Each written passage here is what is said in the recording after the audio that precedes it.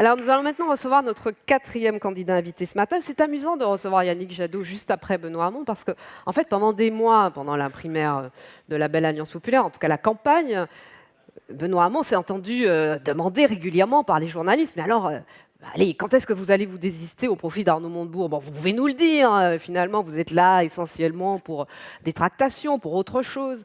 Et c'est amusant parce que ça fait 3 semaines que Yannick Jadot s'entend répéter à chaque interview, bon alors quand est-ce que vous allez vous désister en faveur de Benoît Hamon? Donc quand on voit ce qu'il en est advenu de la candidature de Benoît Hamon, on se dit que peut-être Yannick Jadot peut avoir un petit espoir. Yannick Jadot, 49 ans, député européen, candidat Europe Écologie Les Verts, qui se dit intransigeant sur les questions de santé publique, qui notamment parle des pathologies provoquées par la pollution. Et notre quatrième invité, Yannick Jadot, s'il vous plaît.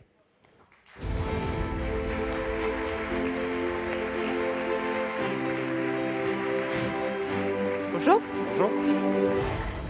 Vous avez 5 minutes. Bon anniversaire d'abord. On m'a dit que c'était votre anniversaire aujourd'hui. Merci, merci.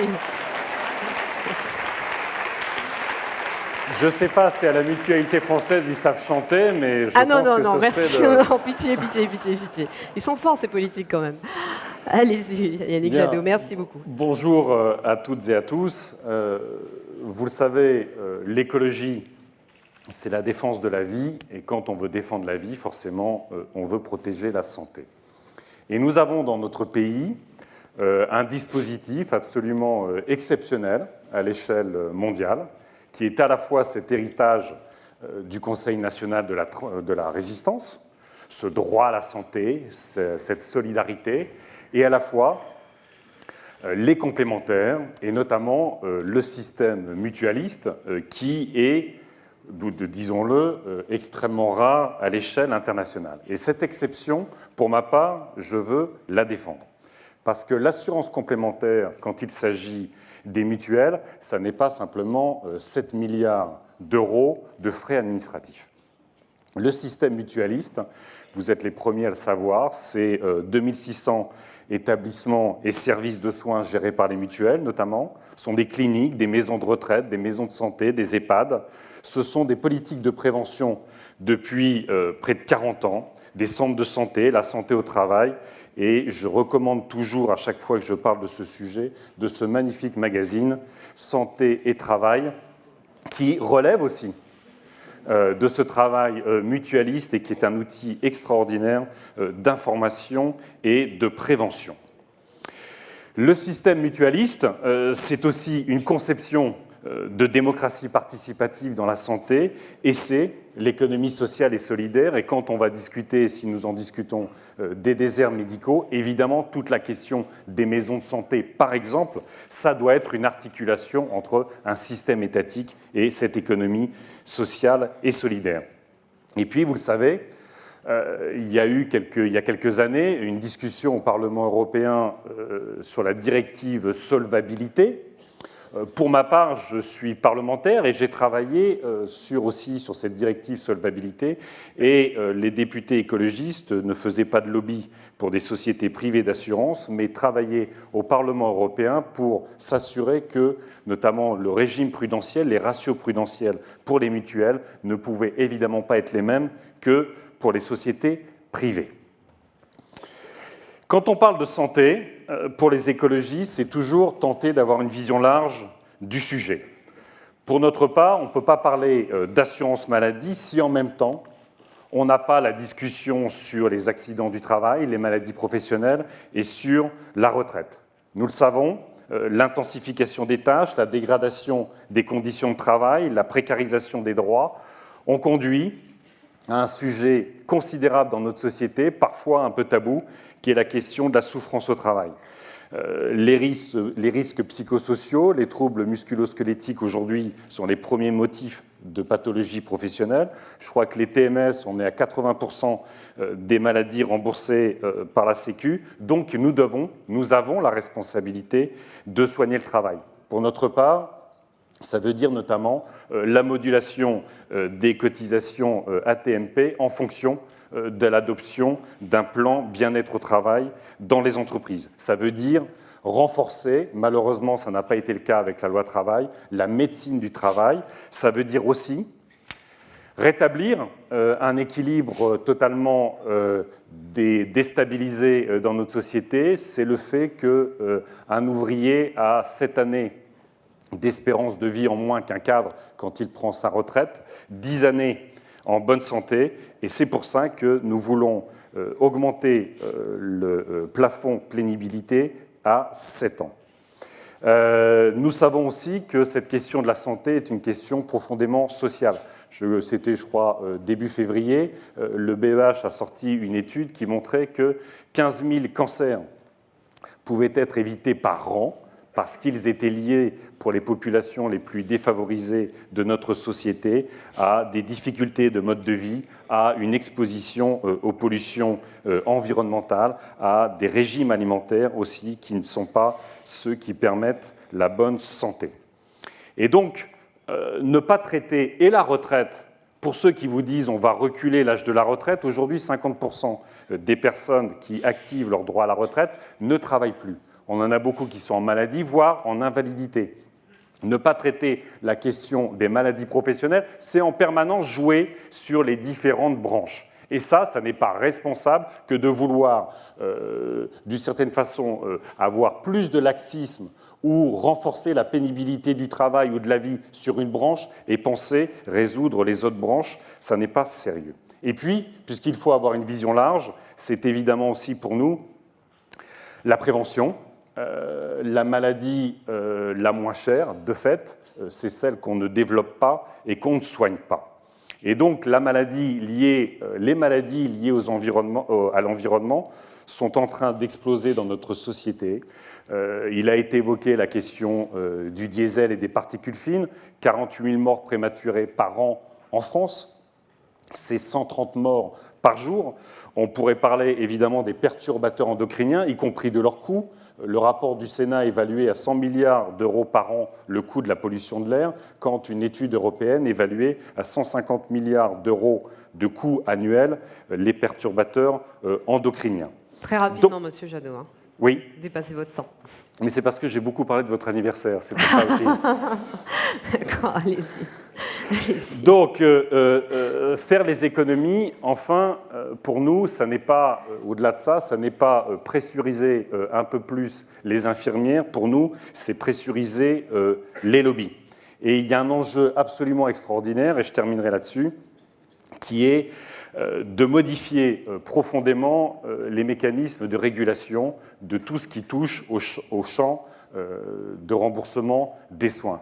Je considère qu'il est absolument indispensable, si on veut réguler les prix, si on veut réguler la question des déserts médicaux, si on veut réguler les dépassements, il faut absolument qu'on n'ait pas simplement une régulation entre l'assurance maladie et les professionnels de santé, parce qu'on sait que ça se traduit toujours par plus de frais courants transférés aux complémentaires. Il faut absolument mettre dedans les complémentaires dans les mécanismes de régulation des prix pour avoir des vrais mécanismes sur les prix de vente des médicaments, pour avoir aussi, mettre ensemble potentiellement un certain nombre de coûts de gestion pour réduire les coûts de gestion et puis mettre ensemble tous les parcours de santé. Merci. On sait à quel point ils peuvent être extrêmement coûteux. Merci.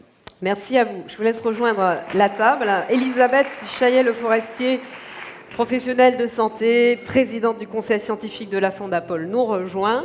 Alors Elisabeth, je vais vous demander des questions courtes, de Terra Nova, pardon. Je vais vous demander des questions courtes et à Yannick Jadot des réponses courtes, parce qu'on a beaucoup de questions à vous poser. Aïe. Elisabeth a bien préparé le sujet, elle le connaît parfaitement, et ce serait dommage de ne pas aborder tous les aspects que nous avons pointés dans votre programme. Je vous laisse commencer, Elisabeth, avec le développement durable et la santé, qui pour vous sont au même combat. Je ne sais pas mon anniversaire aujourd'hui, mais je considère que c'est une très belle journée. Donc moi aussi. Vous avez été un des premiers Français à vous engager dans le développement durable dans la suite du rapport du docteur Gro Harlem Brundtland il y a 30 ans. Et moi, j'aimerais savoir si vous considérez que le développement durable, c'est uniquement une question de changement climatique, si ça peut inspirer la transformation de notre politique de santé, et si oui, concrètement, un exemple. Quand on a aujourd'hui un modèle de développement qui est 2 fois plus gros que la planète. C'est ça le sujet du rapport Brundtland, du développement durable. C'est qu'on a un modèle de développement qui consomme 2 fois trop de ressources naturelles et qui pollue 2 fois trop. Et ces impacts, on les voit tous les jours. Ça va être les pics de pollution. On est en permanence sur les grandes métropoles et maintenant de plus en plus dans les vallées avec des pollutions totalement insupportables. Je l'ai dit, c'est 130 morts prématurés par jour. Si on vit en Île-de-France, c'est 20 mois d'espérance de vie en moins. Et c'est évidemment le développement de maladies chroniques qui vont être extrêmement coûteuses, y compris dans la prise en charge de la solidarité. Quand on pense dérèglement climatique, c'est aussi, et ça touche évidemment à la santé, tout l'enjeu de sécurité alimentaire à l'échelle internationale. Moi, j'ai vécu au Burkina Faso et j'ai vécu au Bangladesh. Au Burkina Faso, il manque de pluie l'été. Vous êtes dans une situation potentielle de famine. Au Bangladesh, il y a deux pluies de trop pendant la mousson et vous êtes potentiellement en inondation. Donc, on est en permanence dans un enjeu de santé, de vie, de survie lié aux conditions environnementales. Mais quand je me bats également pour la rénovation thermique du bâtiment, ce n'est pas simplement un enjeu de consommation d'énergie. Être moins dépendant de la Russie et des pétromonarchies du Golfe, ça ne peut que nous servir. Ce n'est pas simplement réduire nos émissions de gaz à effet de serre, c'est un enjeu essentiel de santé publique. Il y a 7,5 millions de passoires énergétiques dans notre pays. Vous avez 3,5 millions de précaires énergétiques. Dans ces situations-là, ce n'est pas simplement que vous avez du mal à vous chauffer, à vous éclairer, c'est que ça développe énormément de maladies liées à l'humidité, liées à l'insalubrité d'un certain nombre de logements. Donc, l'environnement et la santé, c'est au cœur de la préoccupation des écologistes, et je crois que, d'une certaine façon, si je peux me permettre, le climat a toujours été peut-être le sujet le plus consensuel sur la question environnementale, mais le sujet de la santé est probablement aujourd'hui l'entrée la plus favorable, la plus puissante dans la vie quotidienne des Françaises et des Français. Parce qu'à la fin de la fin, entre notre santé et celle de nos enfants, il n'y a pas grand-chose d'autre qui compte. C'était le sens du rapport Brundtland. Alors, le rôle de la société civile est un point très important dans le rapport et dans la pratique depuis 30 ans sur la question climatique. Quel est votre point de vue sur justement cette participation de la société civile à notre transformation de notre système de santé? Parce que c'est un élément de méthode extrêmement important. Il est essentiel. Je disais en introduction à quel point j'étais attaché au système mutualiste. Parce que, y compris dans notre culture politique française, il y a une forme d'infantilisation des citoyens et des citoyennes. L'État est l'incarnation ultra omnipotente de l'intérêt général. Et au fond, quand on est content, c'est nous, mais quand on n'est pas content, on retourne toujours vers l'État. Et il y a une forme d'infantilisation et donc, à un certain moment, d'irresponsabilité individuelle par rapport à la question de l'État. Sur la question de la santé particulièrement, quand je défends le fait que tous les outils de régulation, aujourd'hui, que ce soit sur le prix des médicaments, que ce soit sur l'installation des médecins, que ce soit sur les maisons de santé et l'organisation des maisons de santé, que ce soit sur le suivi des parcours de santé, que ce soit à la fois par le système étatique, qui est puissant, qu'il faut protéger et améliorer, et le système mutualiste, c'est important. Et quand je dis, par exemple, sur la question du prix des médicaments, il faut absolument mettre les usagers dans le comité économique des produits de santé, ça me paraît essentiel, parce que trop souvent, en fait, on le voit à quel point ce sont les lobbies qui, à la fin, dans notre système, qui a été trop longtemps de cogestion entre l'État et les firmes pharmaceutiques de la question de la santé, si on ne met pas les usagers, nous n'arriverons pas à casser des systèmes de rente qui nous coûtent extrêmement cher. Sur les priorités, vos priorités en matière de santé publique et les 5 mesures en matière de santé publique que vous prendrez si vous êtes élu. 5 mesures. Alors, j'ai dit, d'ailleurs c'est le collectif interassociatif sur la santé qui préconise, et je pense que c'est une bonne chose, 10% des dépenses de santé doivent absolument aller dans la prévention. Ça, c'est un sujet absolument essentiel. Et donc, ça veut dire à la fois avoir une pensée en matière de recherche, changer notre imaginaire de la santé, qui ne soit plus simplement le soin, le médicament, mais qui soit la prévention, ça me paraît essentiel. Et du coup, mesures liées, on verra où j'arriverai à la fin, ça veut dire évidemment sortir du diesel, regarder les enquêtes épidémiologiques qui ont été faites à Tokyo depuis qu'ils sont sortis du diesel, c'est une réduction extraordinaire des maladies pulmonaires et des cancers liés à la pollution par particules fines. Quand je porte la sortie des pesticides en 15-20 ans dans notre agriculture, c'est à la fois redonner de la fierté à nos paysans, éviter le naufrage social de l'agriculture française, éviter un suicide quasiment par jour, c'est aussi protéger la santé des agriculteurs, c'est aussi protéger notre environnement et c'est protéger notre santé. Nous sommes dans le pays de la bonne bouffe. On adore manger, on adore la convivialité autour de la nourriture et l'alimentation est devenue suspecte. C'est un truc totalement dingue dont il faut sortir et quand je propose d'affecter une bonne partie des fonds de la politique agricole commune sur la conversion de l'agriculture, c'est évidemment l'ensemble de notre environnement qui est impacté. J'ai parlé de modifier totalement la régulation de tous les systèmes de régulation. Ça me paraît essentiel. Sur la question des déserts médicaux, évidemment, le sujet, ça devient assez consensuel et c'est tant mieux. Après, ça dépend des moyens. C'est évidemment des maisons de santé. Moi, je propose qu'il y ait aussi des unités de base, des premiers soins, où ce ne sont pas forcément des médecins qui sont là, mais ce sont des infirmiers, des soignants qui peuvent orienter sur un médecin, ou orienter sur un hôpital, ou avec la télémédecine, traiter un certain nombre de choses pour désengorger. Voilà, ça, c'est des sujets. Et puis, il y a la question de l'hôpital public. On a une souffrance aujourd'hui extraordinaire dans l'hôpital public.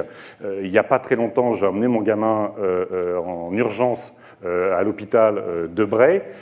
C'est abominable les conditions de travail.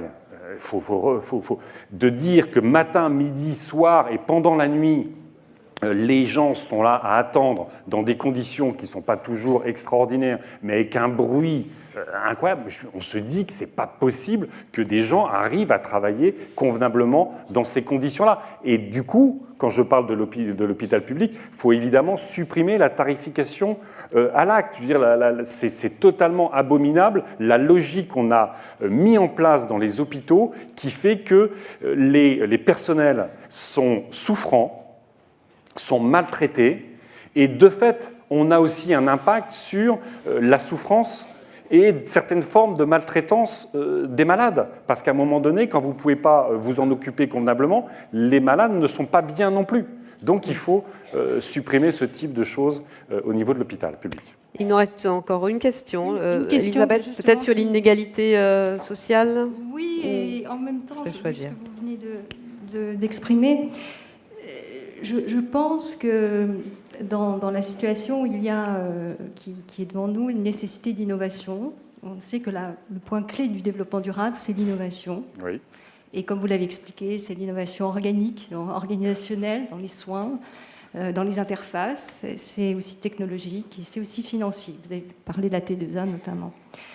Comment, selon vous, peut-on concilier des priorités de santé publique au niveau national et des engagements au plus près des soins de la population, c'est-à-dire au niveau des territoires? Comment concilier cette approche territoriale et cet objectif national? Comment faire que le national s'articule encore mieux avec le territorial? Et dernière question, comment valoriser la force d'innovation des professionnels de santé? Je parle de l'hôpital, mais également les professionnels du médico-social et du social, et de la société civile, en lien avec les chercheurs. Comment faire en une minute, Elisabeth, que ça marche? En une minute. Il faut faire confiance. Il faut faire confiance à l'intelligence collective. J'ai dit que trop souvent, et l'État dont je défends l'efficacité et la place, trop souvent l'État se pose en surplomb de la société et considère qu'il n'y a pas d'intelligence collective dans la société. Je crois que tout ce qui relève de l'aménagement des territoires, au niveau des régions, notamment pour penser l'ensemble des dispositifs de santé, pour penser la continuité de l'accès à la santé doit se faire à l'échelle des territoires avec beaucoup plus d'autonomie. Moi, j'ai toujours considéré qu'à l'hôpital, comme dans l'éducation, on doit être jacobin sur la finalité, on doit être girondin dans les modalités d'application. Et il est essentiel que dans les établissements scolaires, dans les maisons de santé, à l'échelle j'étais à Bergerac dans un EHPAD il y a quelques jours, c'est incroyable ce que l'EHPAD de Bergerac arrive à faire de faire des lieux qui sont parfois considérés comme des mouroirs, arrive à en faire des lieux de vie, avec des partenariats avec les Restos du Cœur, et donc il y a des jardins partagés. Il y a des choses extraordinaires qui mettent en lien les citoyennes et les citoyens avec l'ensemble des personnels de santé, et ça, c'est comme ça qu'on reconstruira, d'une certaine façon, une démocratie de la santé dans notre pays. Dernière question, la question d'un internaute qu'on va découvrir, le temps qu'elle se charge. Voilà, quelle solution pour limiter, voire supprimer les dépassements d'honoraires je l'ai dit, on a sur un certain nombre de secteurs, sur un certain nombre de professions, des dépassements d'honoraires qui ne relèvent plus de la juste rémunération des professionnels de santé, mais qui relèvent d'une certaine rente. Pour moi, très clairement, il faut mettre, quand je parlais de renégociation et de mes instruments de régulation, si on ne met pas les complémentaires avec l'assurance maladie et les usagers pour décider, y compris des dépassements d'honoraires, on ne s'en sortira pas. Merci beaucoup. Merci Yannick Jadot. Merci Elisabeth. Merci.